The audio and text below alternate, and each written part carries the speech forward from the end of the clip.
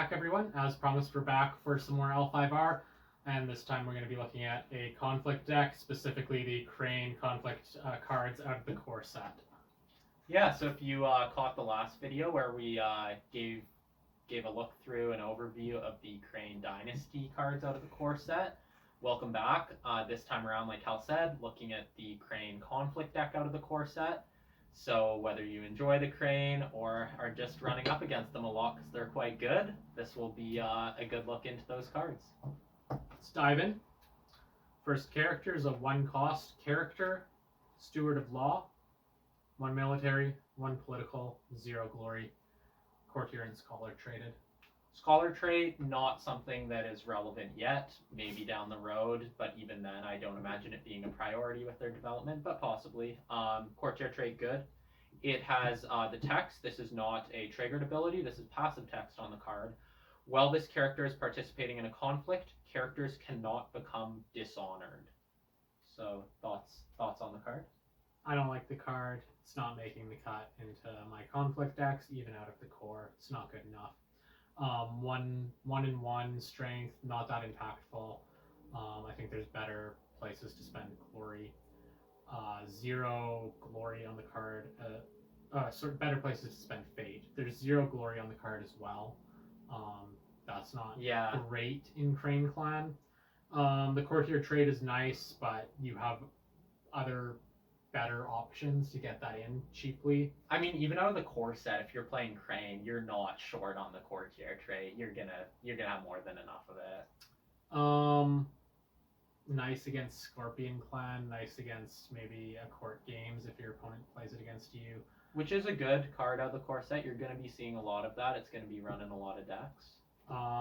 You might think it's good against Shameful Display, but the thing is, if you attack Shameful Display, flip the province, your opponent's the defender and has the first action, they're going to trigger that before you can get him in. So he's only useful against Shameful Display the second time you attack it, and you have to play him in the action window before you declare the attack. So you don't even benefit from the hidden knowledge here.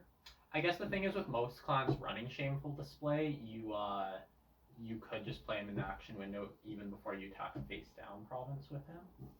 But then you're just assuming that you're going to hit the Shameful Display, or you're deciding I'm going to invest a ton of fate in this guy and have him around just in case, but do you want to invest a ton of fate in this card? No, you're not doing that. Wait till you get assassinated. Yeah, it's asking for trouble. So, if you've already revealed a couple and suddenly like you have a 50% chance of that or something, I like it in that instance. But I think if you've revealed 2 and they probably have it, it's probably under the last 2. They probably haven't put Shameful Display under their stronghold province. But again, I am just somewhat playing devil's advocate here. I also agree.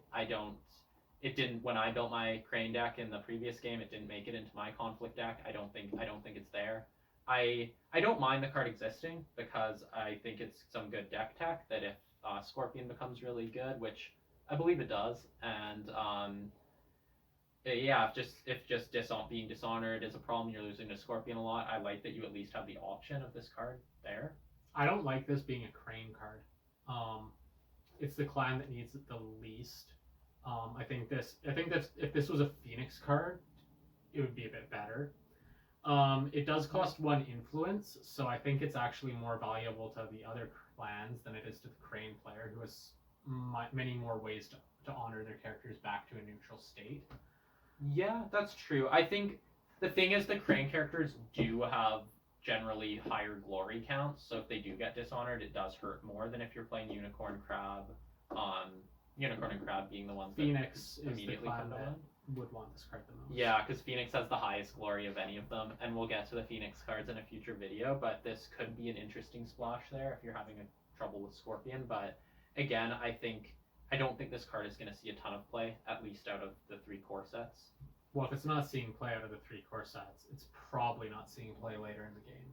I actually don't agree, because later in the game, the becoming dishonored or Scorpion becoming better, Scorpion becoming more prominent, there's things that can happen where the game shifts in a way that this card can become better. But I think now, I don't think it's that great. Okay. On to a card that is great. Yeah, and I completely agree with that. I just had the privilege of using the card I guess yesterday, and it was really good. So this is the Political Rival. It's a 3-cost character in the conflict deck here.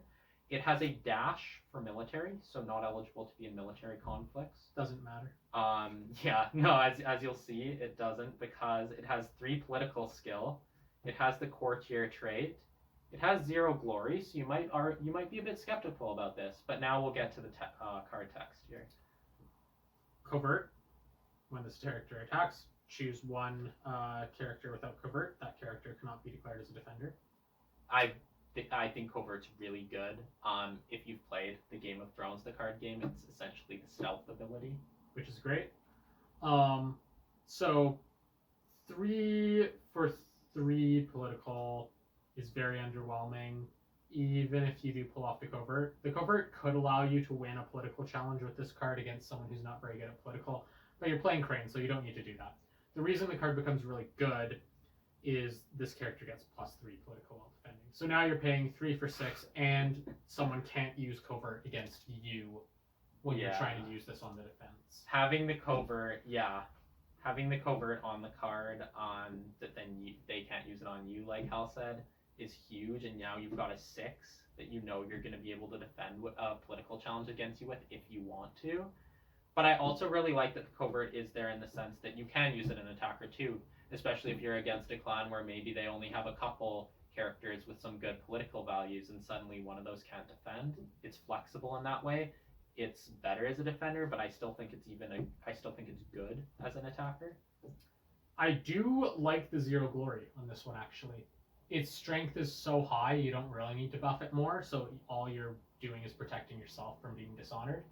So another card that's good against Scorpion, but it's also just a good card. This is to me anyways, in my opinion, this is far better than the Steward of Law. I know you agree with that too. It has the courtier trait, like we mentioned, which is the trait you want on this card, a card that's really good at political. You want the courtier trait because it's going to be in those political conflicts. And this one is, because it can't be in the military conflict. I also like this being a conflict card because your opponent... if you're playing someone, especially like, say, Scorpion, Phoenix, they might commit to a big attack against you. You defend with, a small little unit. What's going on? Suddenly you play this down after they've used all their tricks. Suddenly there's a 6. They lost the battle. There's a 6 that was not accounted for. Yeah, literally being able to spring 6 as an ambush into a challenge when you're defending is pretty insane. And I think against Scorpion, who's good at political, this is very good. Against Phoenix, this is very good. And then against the other clans, being able to attack with it even is quite good. So, I think this is an excellent card. I think it gets less utility in a matchup against a military-dominant clan because you're already winning those battles. But 2 of the 5 clans you can come up with against, it's great. I think Dragon is still really good. Actually, that's a good point. So 3 out of 5... it's a great card, and that merits inclusion in a deck. It's still a usable card in the other matchups. Yeah, I think this is an excellent card. And this brings us to the next card, which is a 1-cost attachment above question. So it has +0 military, +0 political, has the condition trait, and the text: attached character cannot be chosen as the target of an opponent's event. Thoughts on this card? I like the theme of the card. The flavor text is funny. It's good against Scorpion. It's good against if you are trying to load up your characters with attachments. Maybe you put Height of Fashion or something on Doji Hataru. You don't want her to have to let go of that because it costs you 2. That wouldn't stop that because it's they would be targeting the attachment itself and not the character. Right. So unfortunately, that wouldn't block that. It's good against Scorpion. That's about it. The problem with this card is the +0/+0. and you're paying 1 for it. I actually, this card I did when I played the Crane, I didn't include this in my conflict deck. I think there's so many good conflict cards. We'll get to the neutral conflict cards in a future video, and I think it's just not doing quite enough to warrant conclusion. But what do you think about that? I like it more than the Steward of Law, because if you have a character maybe you don't want to be assassinated, you can put that on them. But now you're paying, I don't know, paying just for adding this to a bad character, then that character maybe doesn't even have. Yeah, fade I on agree. them. Yeah, I agree. The card's not strong enough. It's worth bearing in mind that there's a card later in here that's just an event cancel, which is better because it's free and you should be able to satisfy the condition. And you have the element of surprise there. And sorry, I shouldn't say bad character. What I said earlier, just a cheaper character. You don't want to add more. But yeah, like you said, I think the other one, we'll get to it, but you have the element of surprise. Here it's like, okay, I'll target that other character because you probably don't just have one in play anyways. If some sort of play style evolves where you're loading up Crane characters with attachments, maybe you put this in. If you're playing Dragon, maybe you take this for 2 influence because now that's actually your giant character can't be targeted. I think it's a lot better in that deck. Yeah, if you're loading up a character, you can't afford to have that character dishonored by court games or bowed or something. Actually, I don't know if that would work with court games, but regardless, maybe outwit. You can't really have that card being hit by those things. So it helps there. It helps give you some protection, but at least, I'd like it to be a 0 cost. Yeah, and even at 0, the space in the conflict deck is tight. Yeah. So yeah, not a big fan of that. Nice flavor though. Yeah, nice. Funny flavor text. Fits the crane theme. Yeah, no, I like the theme that's going on. Some nice artwork as well. Here we have another card that I'm not sure makes the cut, and that's Duelist Training. Same stat line as before, 1 cost +0/+0. It's a technique, and the attached character gains action. While this character is participating in a conflict, choose a participating character controlled by your opponent. Challenge that character to a military duel. Instead of giving honor for the duel's bid, a player may choose and discard the required number of cards from their hand, bow the loser of the duel. Yeah, it's nice that it's giving you the flexibility, like if you're low or high on honor and you have a massive hand of cards, that could be nice. But it also allows your opponent to get out of a bad situation they might be in. Yeah, where they're low on honor and they have a massive hand of cards, so could be good for you, could also help your opponent a bit though. Again, I think it falls into that same problem we talked about with the last card, where I do think this card is better than the above question. I'm not sure. It's a Crane card where you're challenging someone to a military duel. Yeah, which is not what you want to do with most of them. And the ones where you do want to do that, some of them already have the dueling abilities on them already. So do you need this? Kakita Keizu springs to mind. Yeah, Kaizen. Yeah, I think you're paying 1 and it's not adding to your skills at all, and it might actually help your opponent. Potentially, yeah. I mean, you're at least you're in control choosing, of when you're triggering it. So but you should be triggering it if you paid 1 to do it. Like, if you're paying 1 to do it and you're like, ooh, I don't want to do that, maybe not, then why did you pay 1 for it? Yeah, you might as well have kept the card in your hand or something. I mean, if the card's already down because it's on a character this fate and it's like the next turn and now it's not as enticing, like, don't just trigger it for the sake of triggering it if it's not a good situation to. But yeah, I think it's not quite there. I think the conflict deck space is a little too tight already, and I don't think that's really making the cut. It's an interesting card. I think dueling is a really cool theme and mechanic in this game, but yeah, I just don't think it's quite there if you're really if you're playing kind of more competitively. I like the art more than the card. Yeah, the mountains in the back. Yeah, really nice art. Here's a card that I'm also not sure is there if you're playing competitively, but it it looks like it's a strong card. I think it's... Yeah, no, I agree. I want this card to be viable, and we'll get into this. Actually, I mean, we might as well get into it now with...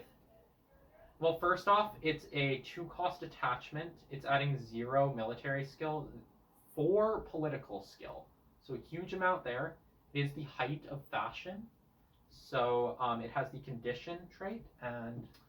This attachment cannot be played during a conflict, so you have to play it in the action windows before the conflict, or during the Dynasty phase when you're just deploying characters, you can take an action to do it there. I like just doing it at the start of conflict, I think, which is then your opponent... You're giving your opponent a bit less information. It might affect their bid, maybe. I think I like waiting on it until then, but you have the option if you want to put it on. I like the +4. Like, the +4 is really good. 2 for 4 is excellent. But now's a good time as any to get into the 2-cost attachments in this game. Well, maybe might be more for a future video, but with the dragon card Let Go and with attachment removal, it's the Mia Mystic for 2. Yeah, that's what I was thinking with attachment removal. It's hard to throw 2 Fate into an attachment. With the attachment removal that already exists out of the core set, where Let Go is a card that's in your let's start with Let Go. It's a card that's in your conflict deck, but it can be splashed into anyone's with influence. And the Mia Mystic probably is going to be, because it's an extremely good card, which we'll get to in the Dragon video or a Dragon conflict deck video. But the Mia Mystic is also a neutral card that anyone can take as well. I would rather have a Mia Mystic be discarded to remove this, because then they've probably only gotten maybe like 1 attack with not very great strength out of it, and they also paid 2. But if someone is removing your 2-cost attachment with a 0-cost event, it's a terrible trade. It's literally you've each used 1 conflict card in the exchange, and you've simply paid 2, and they've paid 0. And a trade of 2 Fate is terrible, and that's going to set you back. The other thing is, if you're really wanting to get it in your deck, in spite of that, then you've got to think, who am I going to need the +4 political against as Crane? And it's really only Scorpion and Phoenix. You're not going to need to beat someone down that badly if they're not good at political. Again, possibly Dragon, because Dragon with Kitsuki's method and those cards does have a way of getting really high, but that's less than terrible in that matchup, because you know they're going to have to go. Yeah, and actually, I was about to say that's less than half the clans, but that even if the Dragon example stood, that would be half, because you're playing Crane yourself. I guess they could also be playing Crane, so maybe less than half. But yeah, terrible in the Dragon matchup, because there's no way they haven't put 3 copies of Let Go in their conflict deck. Yeah. I like that it adds 4. The first time I saw this card, I was blown away, because I thought it was just insane, but I hadn't really seen Let Go. Yeah, I didn't have as broad a view of the card pool, so with a bit more insight into that, I'm on the fence. Think they understood in the core set what attachments should be costed at, because keep in mind, you have a 0-cost attachment in the Ornate Fan that is a +2. I guess the idea is that 2 Ornate Fans would cost you 2.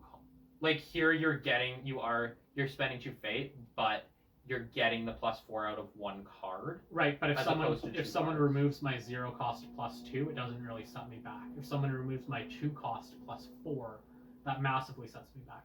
I think if this card was costed at 1, even if it was maybe just a +3 instead. 1 for 3. Well, because 1 for 4 is too good. It would be a little more viable.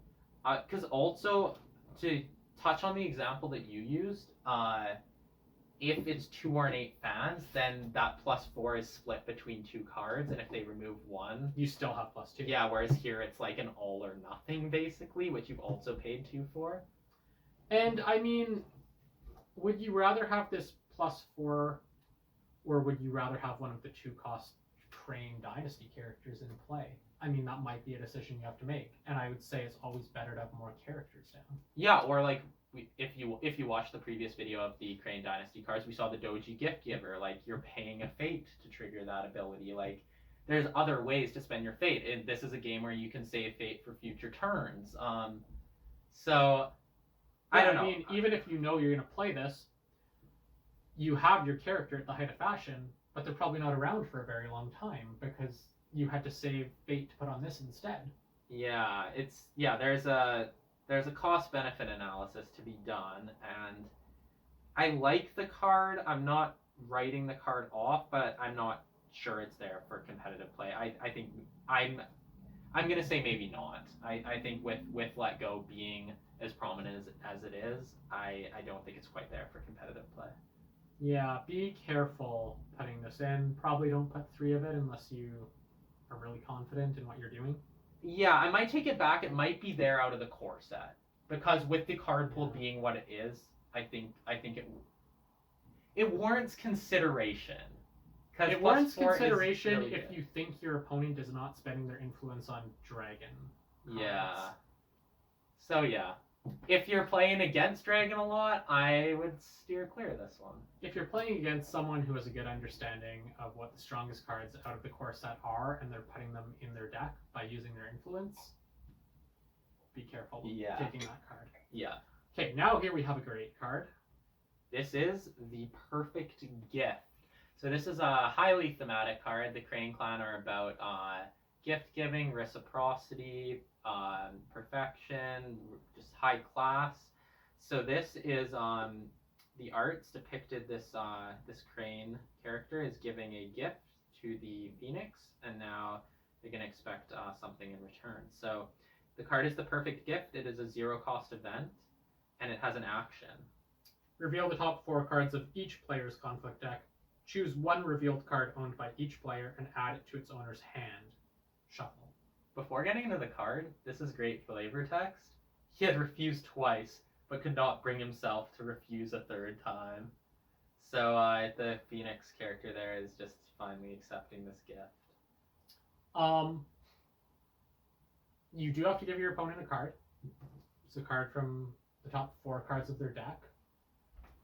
But you are going through the top 4 cards of your deck and taking the best card there. Yeah. You should be able to find in the top 4 cards of their deck a card that's not optimally suited for the game state.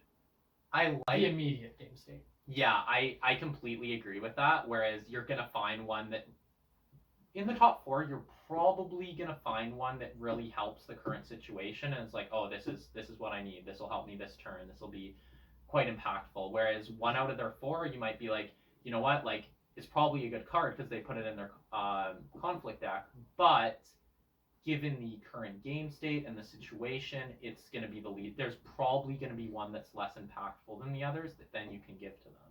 Now, I know we haven't discussed multiplayer format, but in Enlightenment format, this is an excellent card because you can now use this to make friends with some of the other players by, giving them a nice card if they're a little bit behind in the game. And that's like, not only does it like help you and another person almost team up in a way against the person who's about to win. You find these situations where you have to stop someone, but also maybe earlier in the game, this becomes a bit of a bartering tool. Like, hey, what are you gonna do for me if I give you that fine katana? Like, are you not gonna?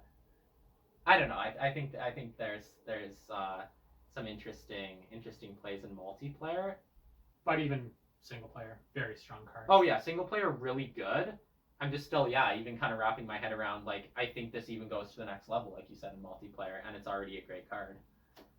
Yeah, there's, out of the core set, that's going in. And there's a strong argument even afterward, I think, with a bigger card pool. Yeah, I really like it. Also, like, playing it in that first action window of the conflict phase, if you do it then, you can see what you've gotten for yourself, and then, like, you know what they have, and you can even play your turn in a way to like mitigate what they've gotten maybe, or even if you wait till battle, it's a lot you can do there. So not everyone's a fan of event cancel cards in these games, but I think this is a great card. Yeah, we'll read out the card. Voice of Honor. It's a 0-cost event, and it's an interrupt. When the effects of an event would initiate, if you control more honored characters than an opponent, cancel those effects. Now, it's unlikely you're in a situation as the Crane player you don't have more honored characters. Yeah, because even if you're playing against Scorpion, they're not necessarily going to have their characters honored. It's just there's going to be a lot of dishonor, and still maybe you can get an honored character.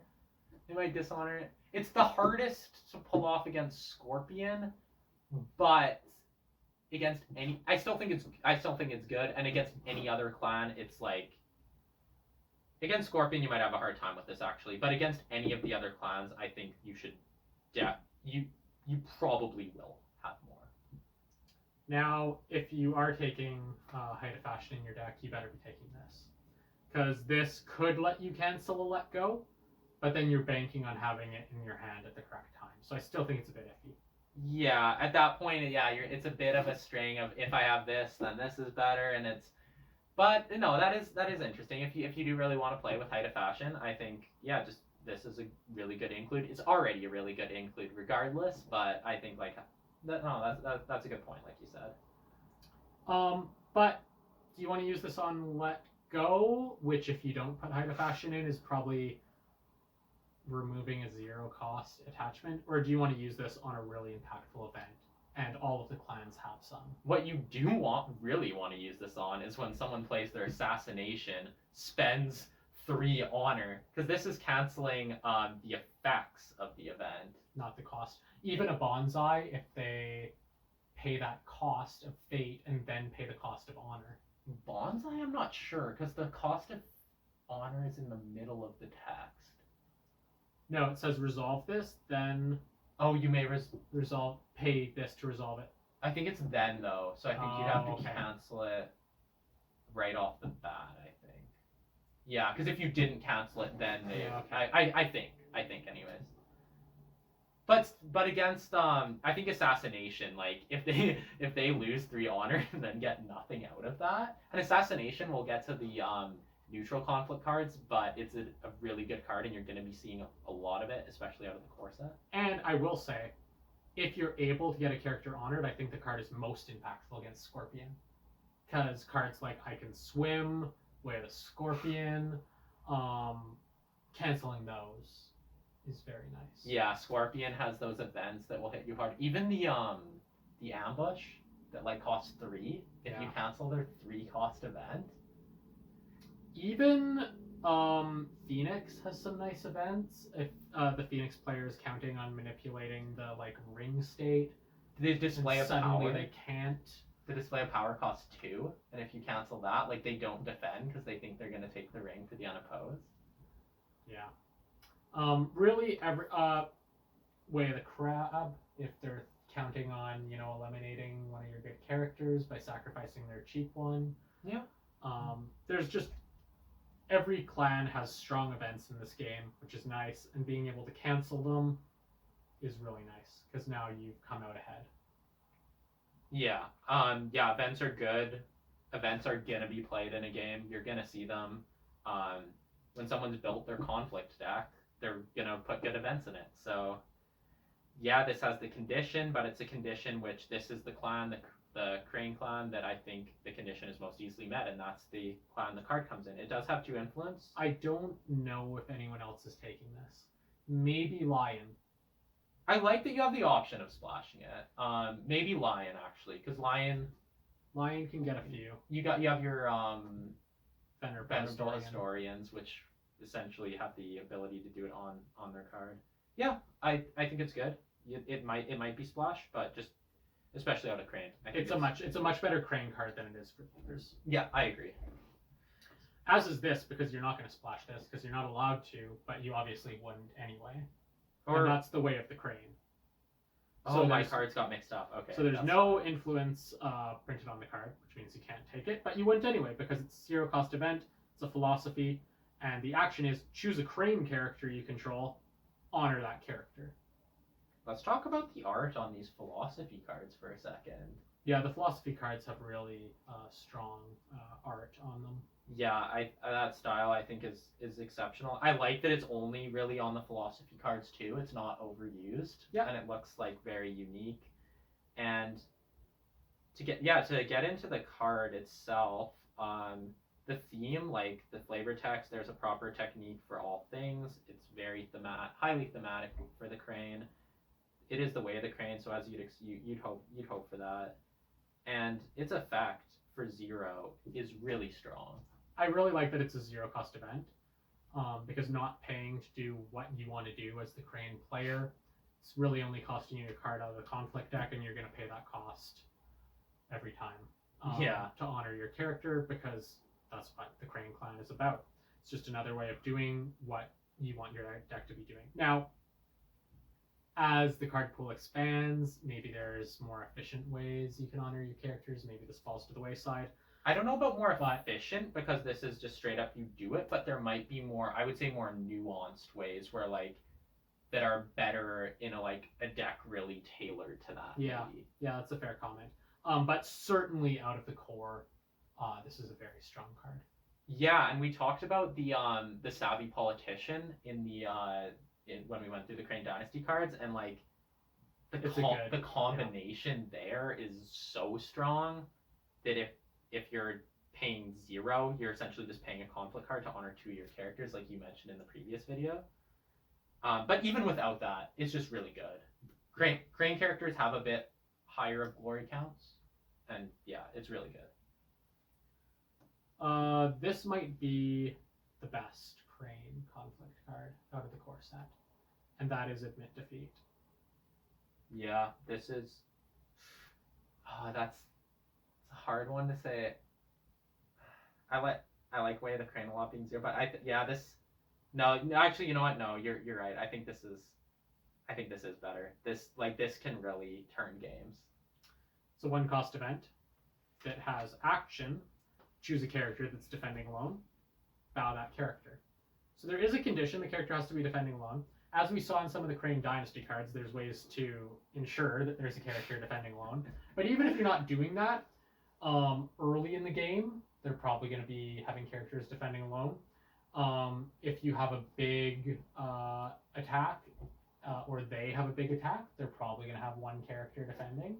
There's a lot of situations in this game where nearing the end of the turn, each side only has a couple characters left, and it's not at all unreasonable to think that there's going to be 1 character going into a battle to defend. I would also say even the flip side of the coin, where sometimes your first challenge might just be 1 character, and then like your bigger challenge might be coming later because maybe you're saving defenders to see what they do. I think just no matter what, the odds of there being one of your 2 attacks, them having 1, is fairly high. Against Dragon, I think it's really high. Yeah, that's what I was going to say. It's really good. It's exceptional against Dragon because they just don't have a lot of characters around. Yeah, and this isn't even like one of those send the character home effects. Like, this is a bowing effect. Yeah, so that character you loaded up turns over. Unless you have a trick. Yeah, this is an exceptional card.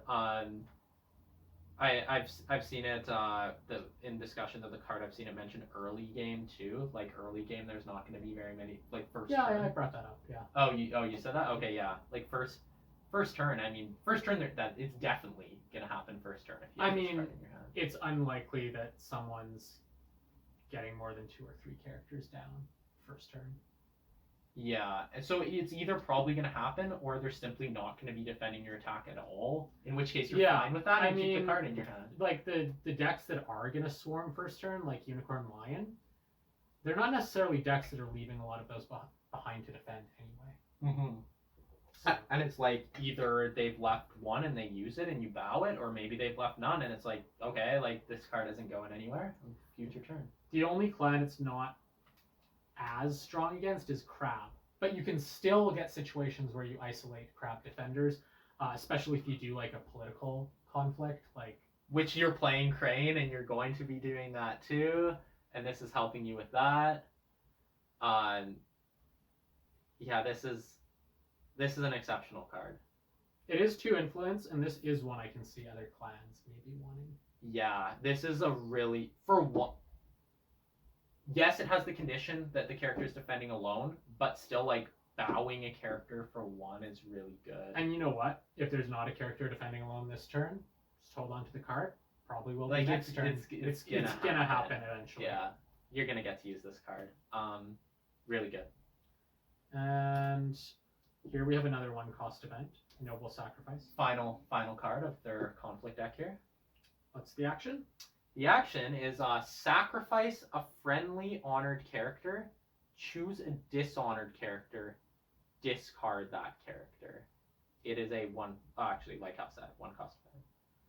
This one, I don't know. This one, I'm starting to think there's too many hoops to jump through. So you need to have an honored character that you're willing to sacrifice. Which you don't always even want to do. Yeah. So you need some sort of 1 or 2 cost character. Which actually the Savvy Politician does definitely come to mind here. Yeah. But you might not have it in play. On top of that, you have to have your opponent with a dishonored character. And it has to be a dishonored character that's better than the honored character that you're sacrificing. Now, Crane does not come with any ways to dishonor your opponent's characters. I won't say that it has to be better, because if you've already used that character true. and they That's haven't true. used it yet on the turn, then you're still getting a good swing, because if that character You're had paying no fate 1. on it, it's gone anyway. You're paying 1. Yeah, this is just one of those cards that I think is quite situational. It's going to be really hard to pull it off. Like, so the only ways are your provinces out of the core set with the Crane cards. So you could dishonor one of their good characters with the Art of Peace, or you could dishonor one of their good characters with Shameful Display. And those provinces are both going into Crane province sets. I'm actually going to disagree with that, because you're going to have your neutral cards and you're going to have your court games in your conflict deck. And Okay, that's a good point. That's a good point. You're going to have your, I believe, For Shame. And, like, the Fire Ring is there. Like, I think you actually do have ways of... I think it's just hard to, and it's... Yeah, it's... You are going through hoops, and, like, in this game, there's... Your opponent has tricks back. Yeah. So once you have to jump through a bunch of hoops, at any point, they can just sabotage that plan with a trick of their own. Yeah. And once there's a lot of hoops, maybe you're not going to be able to do it. Yeah, it's like, oh, suddenly now my Savvy Politician's been assassinated. Well, I don't want to sacrifice Doji Ataru with 2 fate on her or something. Like, by no means should this card be written off, because it's a card that you could pull off. Oh, your champion has just been discarded and I paid 1 and I've discarded my 2-cost character with no fate. It's a card that there may come a game that you do just, like, win the game off of this card. As the card pool expands as well, and there's more ways where you can reliably and consistently honor yours and dishonor the others. Like, if you build a whole deck around the premise of honor and dishonor, and you have multiple cards that are pulling those effects off consistently, then this is a really good card and should be in that deck. But out of the core, I don't think it's there. I think it's really hard to pull off out of the core, and I think it's a card that, like, I don't think you're putting 3 of it in. I think there is space for maybe you want to put maybe 1 or 2. I think there's space for this card. I don't think you're fully committing it to the sense that you're having 3 of it, because out of the core. Yeah, out of the core. This could, like Hal said, could become exceptionally good, but I think it's one of those things, too, that you don't want too many situational cards in your hand. Because you need cards that are, in this game, you just need cards that are generically going to be good and help you win the challenges. Because your opponent's going to have that. And if you start narrowly losing every challenge, they're resolving lots of ring effects against you, you're not going to win. Yeah, because the ring effects they're not massive effects, but over time, like, they build and they lead to the next thing, and because they won the ring last turn, now it's helping them win this. Like, it's just like each negative effect will harm you in the future, so I don't think you want too many situational cards. Nice theme on the card, though. Yeah, nice theme. Amazing flavor text. There was no greater honor. And yeah, it's a cool card. So, overall, what do you think of the conflict cards that come with the Crane in the core set? They come for the Crane in the core set. Yeah, I think that the Crane have a stronger Dynasty deck than Conflict deck. Yeah, there's gems in here, but it's a much more mixed bag. And I think that's intentionally so. There's some clans, Scorpion comes to mind, that have a really strong conflict deck. and before bans and restrictions, they had a really strong Dynasty deck out of the core as well. But I think the idea of the Crane is that you're playing from your Dynasty deck. You've got some nice tricks in your hand of conflict cards, but you're not about the tricks. You're about the Dynasty. Yeah, and it's actually, I actually feel as though the cards that are like exceptionally good out of your conflict deck for Crane are those neutral cards like Court Games and For Shame, and I think that those neutral ones are really good in the Crane deck because Crane is so good at political, and there's like Hal mentioned in the previous video, there's a lot of really good neutral conflict cards. So I think those can really be really effective. And then here you have some nice the events are the strongest in here. Admit Defeat, Way of the Crane, Voice of Honor, and the Perfect Gift. They're all nice cards to complement what you're doing with your Dynasty deck. Political Rival is good as well, but I think not as strong in every matchup. I think the Political Rival is really good. I like this card a lot. Yeah, we talked about the Steward of Law. That might not be seeing much play. There's some in here that aren't going to see much play. Yeah. There are those ones near the beginning. The Duelist Training, the Above Question. There's, like you said, a bit more of a mixed bag. But I think I'm glad that it is, given how good their Dynasty deck is, and how much they benefit from the neutral cards, arguably more so than the other clans. Yeah, as they are the most, well, them maybe Scorpion. Yeah. So yeah, I think again, we talked about it in the previous video, exceptional theme.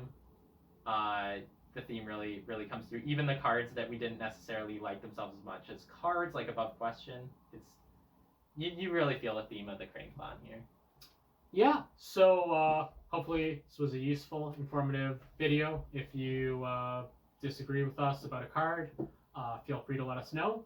And if not, we'll be back reviewing the the Lion Dynasty cards in our next video. Yeah, Crane's most bitter rival. So we'll see what they have in store. So until then. Yeah. Hope you enjoyed. Thank you guys for watching.